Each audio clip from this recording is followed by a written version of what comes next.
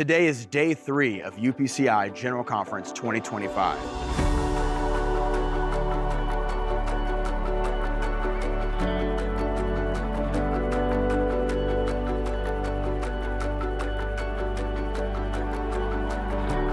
We're going to be starting off the day with the children's service, and Reverend Jack Lehman is going to be preaching. I can't wait to hear what he has to say. And then this evening, we're going to be celebrating 80 years of the UPCI with Dr. David K. Bernard, bringing the word. We're going to have incredible worship, an incredible time of sharing stories and memories, and I cannot wait to see what happens this evening.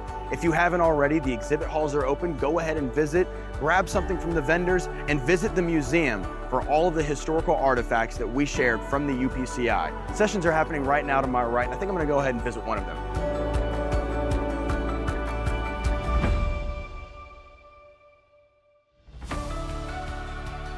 Then the Holy Ghost spoke to me and said, "As of this night, I have begun to destroy the throne of iniquity, and I will raise up a throne of righteousness in this church." Self-control, if I could just dumb it down for us, self-control is really learning to pay attention to what is going on in your spiritual life.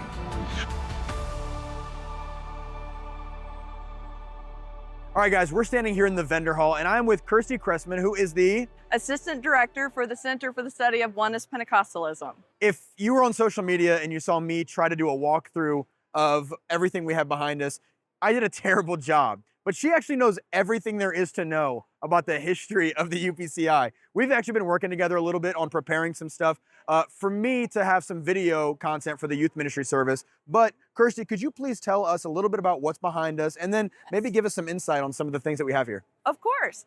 So the idea for this booth was to have 80 items for celebrating the 80 years that the UPCI has been in an organization. And what we did is we took 80 photos that we also have for the book, and we have put it throughout this exhibit, and there are about 15 physical items that their normal home is at the museum that is on the Urshan campus, that is at 210 Pentecostal Way. So, and what we have done is kind of made a walkthrough, so where it starts at the beginning of the merger, and you kind of zigzag a little through, and it ends up in 2025. So if you want to, we can come this way and we can start the tour. Hey, Hi. you need some extras? So what I did is I also had the register, the guest register. So this is what they would have signed in the 70s and even before that when they would go to headquarters. And so what we have done is kind of had a homage to where you can do that again. And it's just the entryway here where you have the stenotype machine that the actual merger minutes were typed on. And this was by Danita Barnum. She was able to take that for us in 1945. And then we also have Howard Goss. So that was our first general superintendent of the UPCI, and these are his diaries that are normally housed inside the museum. Just a fun little factoid is that in the 1912 diary, he actually notated when the Titanic sank. So we have our harvest time where it was in 1952. They had kind of that idea that they wanted to have something that would go to the radio stations. And in 1961 was when they were actually able to start doing that. And Nathaniel Urshan, before he was general superintendent, was able to start that going. Behind me is the very first She's for Christ purchase that was made in 1953. So that's really fun for us to have, and I'm very thankful that we still have pieces of it today. And as we go through here is just the Order of the Faith medallion. This is something, the medallion is what would go around the necks of those who are inducted into the Order of the Faith, which was started in 2002 by the General Superintendent, Brother Haney. Behind me is an altar bench that was made and signed by C.P. Kilgore. You'll find these all over the U.S. in different places that he has preached. Anywhere that he went, he always made an altar bench and also a communion table, which we have back at the museum. And right behind me is probably a very popular piece, especially if you are a chess player. So this unique set was given to us after it was first presented to, at the time, Nathaniel Urshan, who was our general superintendent. He was instrumental in helping get the Siberian 7 out of the U.S. Russian embassy onto American soil in the 80s. And so this was gifted to him as a thank you for helping us get out. Probably a lot of people will remember this General Conference pulpit, and you never know, it may come back out again, who knows. So, and what we also have throughout is continuation of what is also in the book. And we have Conqueror's Bible College yearbook. I thought that this was very interesting. I have been an aimer in the past, but what I thought was fun is that I found Michael Tuttle, who was the previous regional director for the Eastern Europe area. And so he had attended Conqueror's Bible College. And behind me are the visas and also passports of missionary George White and his wife, Helen, that were instrumental in getting to Java. And what had happened is that he wasn't sure where they were going to go, and God spoke to him and said, I want you to go to Java. Well, he didn't know where it was. He hadn't never heard of it, so he had to get a globe and find out where Java was. And this was even before 1945. They were part of the PCI, and then it transferred over to the UPCI, and they were missionaries continuing on until they retired. We have a few more pieces, and I'm very happy about these pieces. We have Benny DeMerchant, who was a longtime missionary to Brazil. He flew a plane, and if I have the model right, it was a Cessna 205. And so what he would do is he would fly that plane down the Amazon, and he would actually take the flying kit that is here that you can see. He would teach them how to tie a fishing line so that they could drag behind their boats. He would put that into a little sack, and he would also put an invite on the back of that. And that is how he invited many people on the Amazon River to church, teaching them how to have that line and also helping them out with anything else that they needed. We also have several of his logbooks, so we see everywhere where he went. And just at the end of the exhibit, we have the book that celebrates 80 years, 80 artifacts, and you can pick them up here and then purchase them at PPH. But this is a very wonderful memento and something that we can keep and hold on to, because we can't physically have the items, but we can have them in the book and take them home with us. Thank you for coming to the 80-year anniversary celebration exhibit.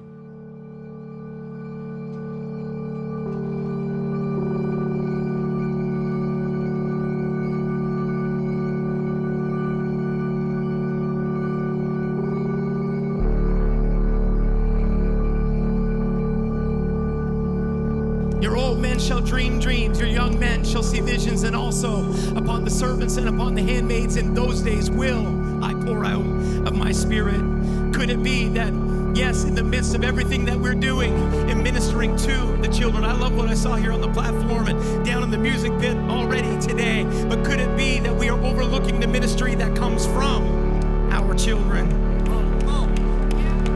Jesus said, suffer the little children to come. We've already read it. Remember, it was the disciples that looked through an entire crowd of 5,000, but they found the miracle they needed in the basket of a lad with 5 loaves and 2 fishes. A lad, yes, a little child shall lead them. Remember, it was the boy Samuel who ministered before the Lord in the tabernacle while Eli was sleeping. Samuel was hearing what the voice of God was speaking to Israel. A little child shall lead them. He became one of Israel's greatest prophets, but he started as a boy. It started there in that temple. He was able to hear. Some mom said, my boy is going to be somebody that God uses. I'm going to give him into kingdom purpose, and watch what God is going to do.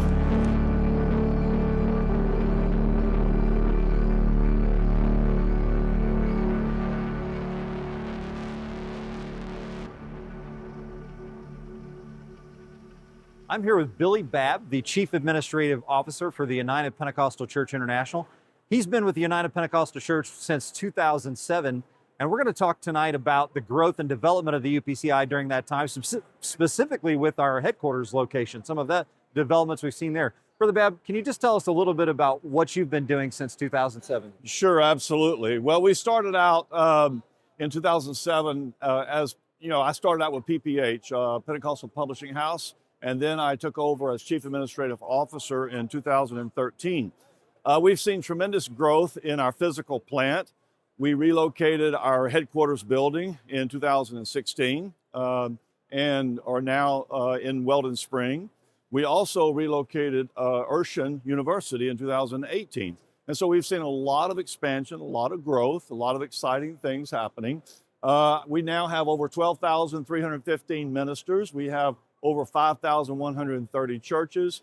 in North America. And so we're just excited about all the growth that's taking place. One of the things I think that is so amazing, if you look at our very first headquarters building from 1945 and you compare it to what we have today, you can see the growth just in those buildings alone. Absolutely. The infrastructure, and that speaks to our net assets also. As I mentioned, our net assets growing in the last 15 years from like 10 to 11 million over almost 100 million now. And so all of that infrastructure is included in that growth.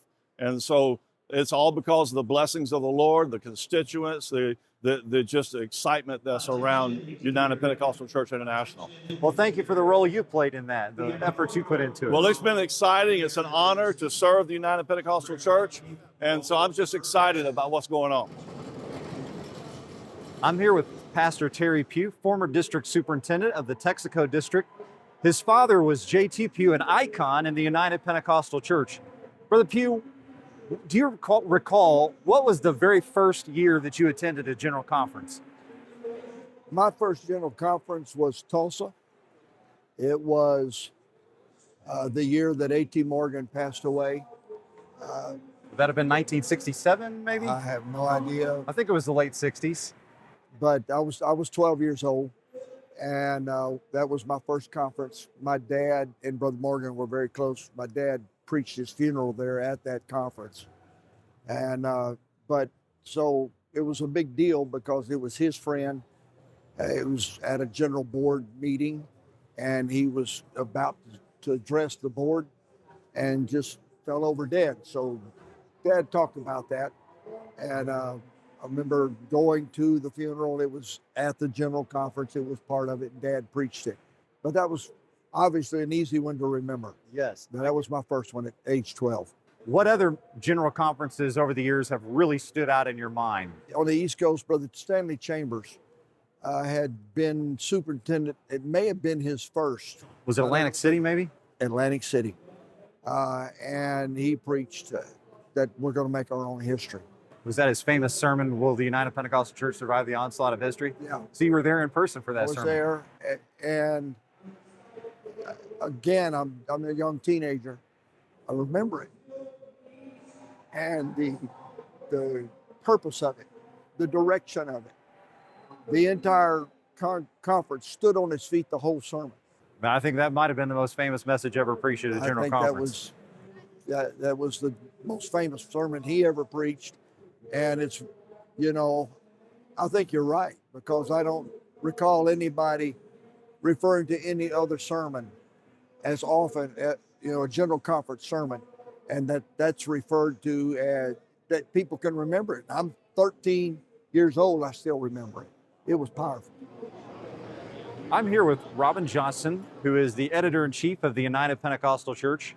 He also is the author of a biography of Howard Goss, our very first general superintendent, the man who became superintendent at the merger conference back in 1945. Brother Johnson, I want to ask you, if somehow we could take Howard Goss and pull him out of 1945, that original merger conference, and drop him in General Conference 2025, what do you think he would say or think? I'm convinced that he would be pleased. He was a builder of organizations. So at heart, he was a churchman. He embraced the Pentecostal movement, but he spent most of his life working in organizations, building.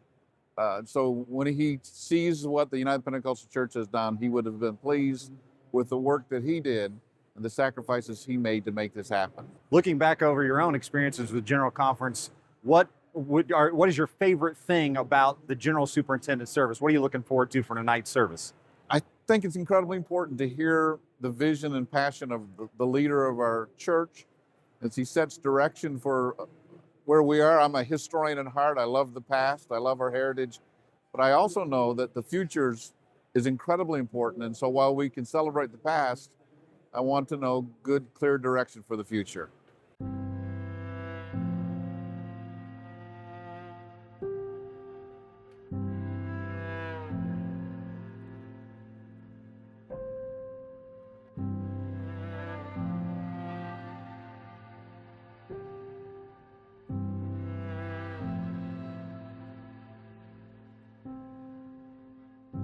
You know what? The odds are good. because we are at a critical time. You know, we've got direction. We've had direction. And we're blessed to have the superintendent that we have. And we've had direction, and that's not the issue. But the moment that we live in, the time we live in, it's God's working. God's working. And you see the places where thousands of people are gathering just to worship. Something is happening. And it's not just all UPC, but the UPC needs to be in the middle of it. And I'm thankful. I mean, we believe in prayer and fasting, but you can't pray it down by your ability. You can't fast it down by earning it. How do you get more grace? If it's free, if it's a gift, none of these works could actually give you more grace. But my text says, God gives grace to the humble. Could it be the reason why we do not operate in the fivefold ministry gifts of the Spirit, preached to the believers as much as we would like? Could it be that we are preaching it, we're teaching it, we're having faith now, but if we don't have humility, God's not going to entrust us with very much. God gives grace, i.e. gifts, i.e. power, to the humble.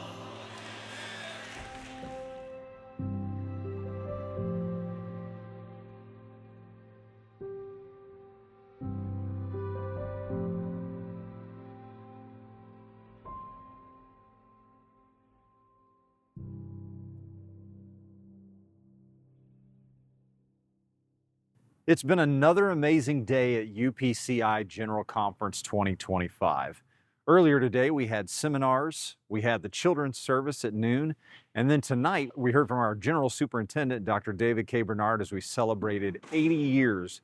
We had special music, preaching, we even had someone get baptized. God's presence moved in a powerful way as we celebrated what the Lord has done over 8 decades of the United Pentecostal Church. We're looking forward to another great day tomorrow, putting a wrap on General Conference 2025. Tomorrow we're going to have our church advancement service. Our youth ministry service is going to cap everything off. We're looking forward to seeing what God's going to do.